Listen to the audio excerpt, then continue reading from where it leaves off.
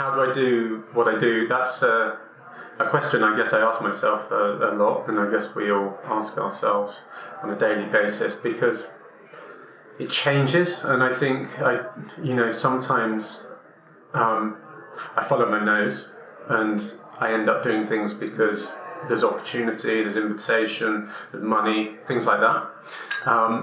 But then there are other times when I'm committed and I find that I can't stop doing something. So there's a sort of pathology in terms of having to do something that I can't exactly explain. And I think being an artist, you end up kind of returning to things, really trying to kind of work something out, something that bugs you, that you go back to again and again. So I suppose it's a sort of pathology why I do it. One that's to do with returning to something in a rational way. So the irrational compulsion to do something I can't explain. Is I guess it's the kind of cliche to say that you always return back to what you started with. And I can look at my work and I can kind of, I think everyone has this, you see links between things, you kind of think, oh, I'm still with this same thing, it just kind of like sounds a bit different.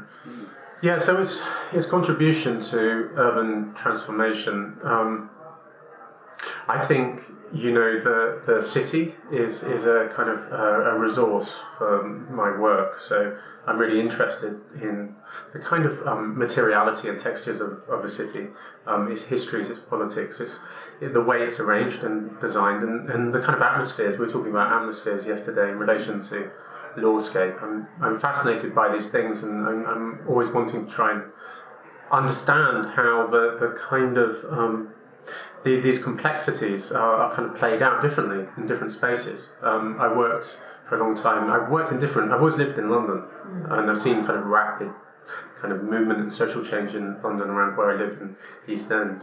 But I've also, I was teaching in Sheffield for 10 years, and so I moved between Sheffield and London, and then I was working in Berlin, and I think I became very interested in the differences between the materialities of these cities, their histories, their kind of memories, and their possible futures. And I felt like I was a kind of stakeholder in that in one way, because I had a license to kind of really get involved in these things, maybe on a level that might not lead to urban transformation as such, but on a level that actually was interesting for me as an individual artist.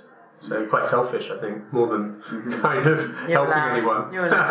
Start thinking of these sites as having a connection, and there being cause and effect in terms of what happens in one place affecting the other, how one city might influence another, and for kind of very odd political reasons as well.